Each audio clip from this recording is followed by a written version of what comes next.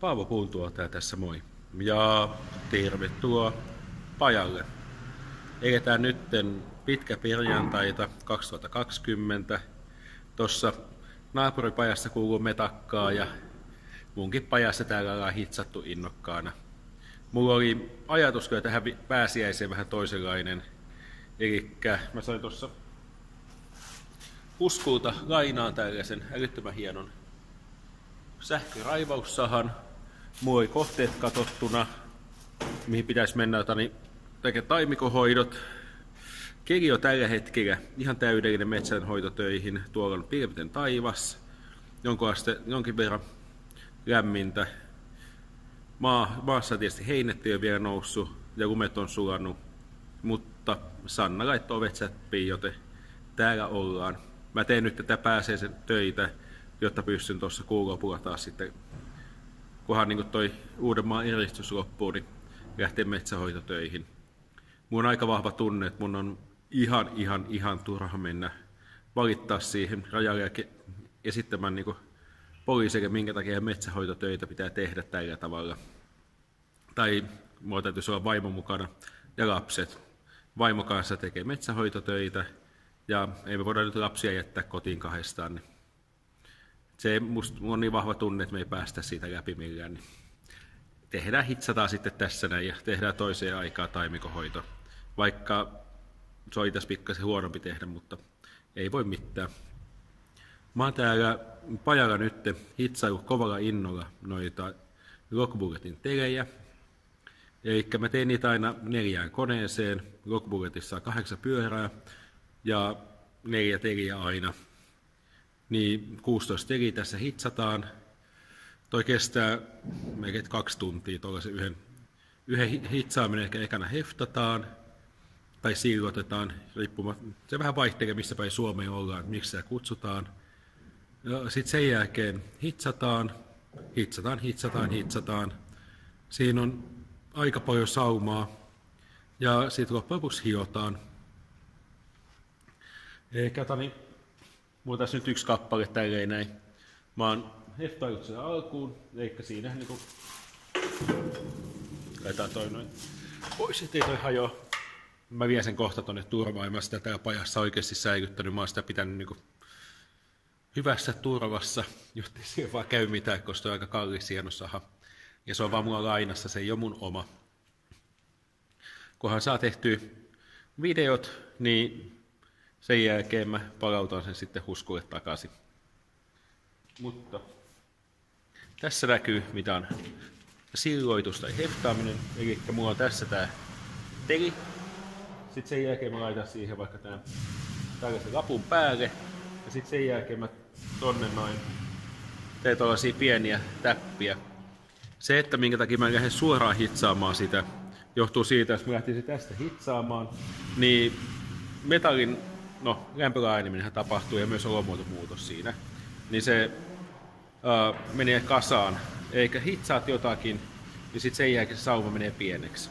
Niin tää hävääntyy siellä niin joka suuntaan, niin siinä täytyy olla jonkun asteinen idea, että missä järjestyksessä se tekee, ja yleensä on paras, että tekee tällaisen kevyillä hefteillä, ja sitten sen jälkeen mä hitsaan tämän 2 osassa tämän telipalkin, koska jos mä alkaisin vaan hitsaa reunasta, niin se olisi ihan banaani. On se kyllä nyt tekee aika banaanina, kun se hitsauksen jälkeen. Niin sen jälkeen se lähtee koneistamoon, missä noin kaikki tasot vedetään samaan tasoon. Niin vähän voidaan mä vaihan vaan vielä ton sahan pois ja vaihan vähän kamppeita, niin sen jälkeen sitten teille mun hitsauskamppeita. Nyt on hitsauskamppeet päällä. Mullahan nää tällaiset hienot pitkät lehmännahkaset housut. Tää on Intin Algastumo Kerasto ja Intin polopaita tai pala. Ja sitten tällainen taas Esopin nahkanen takki, mikä kestää aika hyvin lämpöä. Ja käteen mulla on tällaiset paksut hanskat, mitä kävi hakemaan just uudet, kun aloin katsoa, että nämä edelliset näyttää ihan kauhealta. Tossa on ihan järjetön kuumuus, kun hitsaa, jolloin hanskat ja kaikki kamppeet on aika kuluvaa, että tässä niinku menee hitsin osia noita kärkisuuakkeita. Eli tässä on tää kulutusosia aika monta. No, tässä näkyy, yritetään näyttää tälleen alta. Niin nämä kaasusuuttimet. Nämä kuuluu, että mulla menee niinku telisatsissa, mulla menee muutama tällaista. Sitten on tää lankasuutin. Näitä mulla on, eli tää missä tää lanka tulee. Näitä mulla on olemassa ihan niinku osta 50 rasian. Nytkin tässä täytyy vaihtaa toinen, kun alkaa hitsaa. Ja sitten sen jälkeen mulla on tää hitsauskone. Hitsauskoneen mä laitan lankaa. Lanka ei tässä yllätä. Voisi kuvitella, että se olisi iso menoerä, mutta ei se tässä ihan oikeasti ole. Se on aika pikku juttu. Eli tuolla on lankaa kieppi. Tää mun hitsauskone on tällainen hieno, missä mä vaan lisäs mulla on tossa niinku ohjelmat. Ja sitten sen jälkeen mä niitä napsauttelen eteenpäin. Ja mikä toinen kanssa siitä älyttömän hienoa tässä mun hitsauskoneessa. Että mä pystyn asettamaan tästä näin. Tuolla se, että niinku, joko mä painan liipa, siitä tulee lankaa. Tai sit mulla toisena se, kun mä teen noita pitkiä saumoja. Niin mä vedän liipasinta, vapautan sen, niin lankaa tulee niin pitkään, kunnes vedän seuraava liipasinta. Se on todella paljon, säästää ihan älyttömän paljon mun kramppeja selässä. Ehkä mä vedän sen kerran, sit mä voin rentoutua, mä keskityn koko ajan siinä. Mä tuijotan tässä kypärän läpi koko ajan sitä, niin kuin, mihin se lanka menee, missä kulmassa, minkälaista jälkeä tulee. Ja sit se on sen tyyppistä mieltä, että eilen mä hitsasin, olisiko 11 tuntia putkea aika pienillä tauoilla. Ja siinä ei pysty oikeastaan ajattelemaan kauhean paljon, koska täytyy koko ajan keskittyä. Tietysti toi heftaaminen on sellaista, että täytyy katsoa, että kappaleet menee hyvään asentoon. Ja sen jälkeen, kun pitää pitkää saumaa, niin siinä taas sen tyyppisesti täytyy olla hyvin niin kuin vaan hallita koko ajan kehoaan, että se kahva on oikeassa asennossa, menee oikein, tekee pitkää hyvää jälkeä oikeaan kohtaan. Ja se on aika niin kuin se oli tässä todella tyhjentävää puuhaa. Mä tykkään siitä.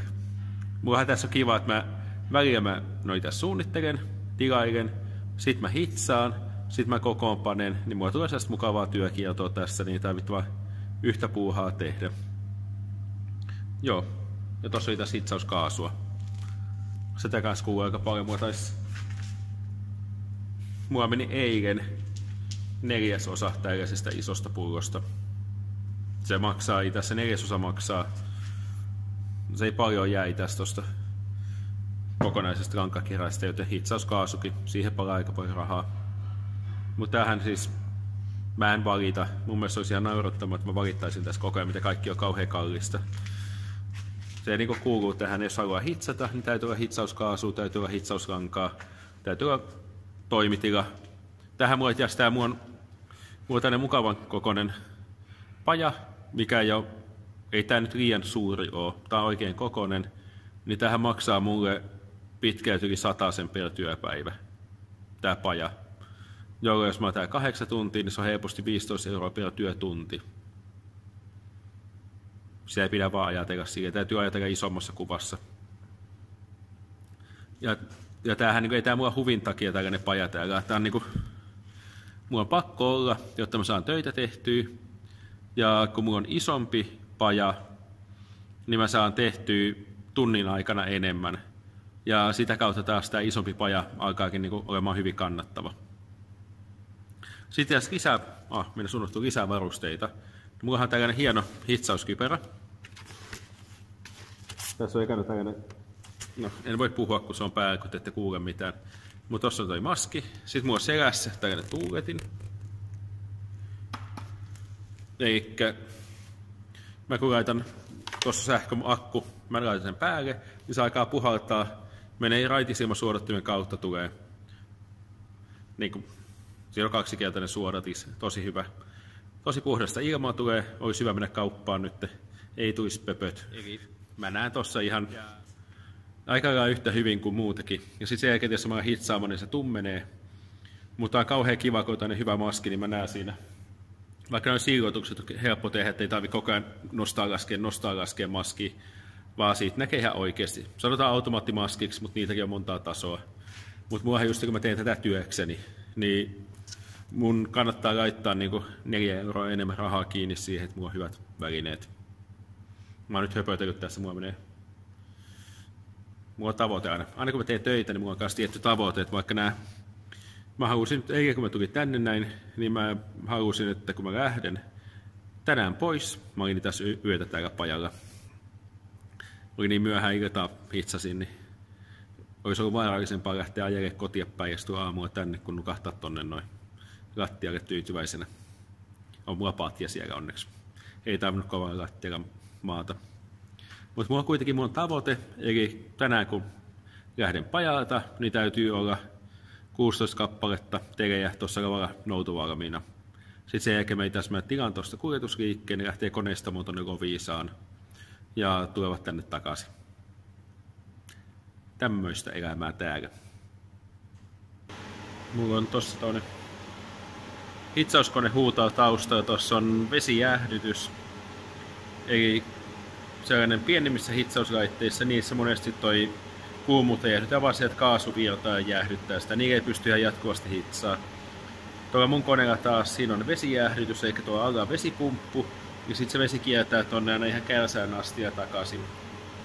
Koko matkan jäähdyttää sitä ja siellä pystyy hitsaamaan niin paljon kuin kunto kestää. Se on vielä kertaakaan mulla pettänyt siihen, että mä olisin joutunut ottaa, että hitsauskoneen pitää jäähtyä. Toinen kanssa, mikä tässä mulla nyt on poikkeava, että mulla on ovi auki. Yleensä mulla on aina ovi kiinni, mutta mulla on valon takia täällä muuten järjettömän pimeä videokuvauksia. Silmällä ihan ok, mutta videokuvauksia liian pimeitä. Ja mä nyt tässä sitä hitsailen. Mulla on tänne puuhapalikka, mikä mä saatan parempaan asentoon. Hitsaaminen on tosi paljon, se on sulan hallintaa. Eikä siinähän sulaa metallia. Ja sen sulan metallin se ei saa valua väärään paikkaan. Siinä on, niin sen jälkeen niin ton kappaleet täytyy olla hyvässä asennossa ja myöskin, että hitseä pääsee kivasta asennosta hitsaamaan, niin lopputulos on hyvä. Kappale tuli hitsattua. Mulla on yleensä tapana, että en mä kertalaakista hitsaa koko kappaletta, kun siitä tulee ihan hehkuva polttavan kuuma. Eikä antaa se vähän aikaa lattialla jäähtyä. Sopivassa vaiheessa tekee antaa lattialla jäähtyä, niin ei tarvitse polttaa itseensä koko ajan niin hehkuvaa kappaleeseen. Sen jälkeen kun on hitsattu, niin aletaan hiomaan. Eli ekana mä vedän teräsharjalla. Tän kanssa kannattaa käyttää koko maskia. Mä oon joskus tehnyt suojalasin kanssa ja sitten niin mä oon ihmetellyt, että mikä mua kasvoissa. No nyt mulla on tänne tosi ruman näköinen niin karvan peite naamassa. Mutta niin, sit mulla ei kanssa siinä katselin, että mikä mulla on pystyssä, niin mulla ei metallipiikki tossa noin. Se oli sellainen, että ok, että ehkä koko maskia kannattaa käyttää tässä puuhassa. Ja sitten sen jälkeen mä hion lamelilaikalla. Täältä niin mulla on molemmille, vai mulla on kaikkiin, mulla on omat noin hirailääket, ne on aika halpoja ostaa, ne ei oikeastaan maksa mitään. Ja sitten tän terävaihtelu olisi aina, eikä mä sitä niinku näit mulla kuuluu ihan kauhean nippu tästä tekisatsiin. Tulee paljon siistimpää, paljon kivempaa. Eli hitsaaminenhan osittain, eikö siis hionta, niin eihän se koneen ominaisuuteen ihan älyttömän paljon vaikuta. Mutta koneesta tulee paljon siistimpi sillä tavalla. Eikä ei ole sellaisia, no se on viimeistelymän näköinen ja maalit pysyy päällä. Jos koneessa jättää teräviä kulmia, tuo alasia on tosi teräviä, jos sinne jättää teräviä kulmia, niin sen jälkeen voi olla aika varma, että maalit lähtee niistä terävistä kulmista ekana ja se lähtee ruostumaan. Sitten jos ne kulmat vetää tolleen niin kivan pyöreäksi, niin maalin on hyvä siinä pyörässä kulmassa olla ja kestävät hyvin. Ja sitten kone ei ruostu ja no ei se nyt ruostuva kone kauhean hyvin, niin kuin, ei se siihen koneenkaan kivaa ole. Teki tuli hitsattua, hiottua ja sen jälkeen lähtee koneistukseen, maalataan, niiputetaan lockbullettiin ja sen jälkeen vasta teki on oikeastaan valmis, kun se on metsässä ja kuljettaa puuta. Tällainen ei metsävideo tällä kertaa, en päässyt mettään, olisin halunnut tehdä siellä videon. Seuraava video, en tiedä tuleeko, sekin saattaa itse olla vielä sisällä tehty video. mutta ehkä mä sitten jo pääsisin vihdoinkin sinne mettään. Kohan vaan niin rajat vapautetaan ja me uusmaalaiset saadaan hyökätä metsätöiden kimppuun.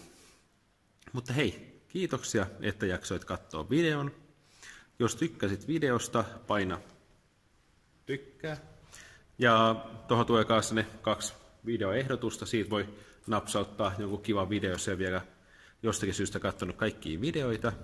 Ja mehän nähdään sitten seuraavalla videolla. Kiitoksia tosi paljon ja moi!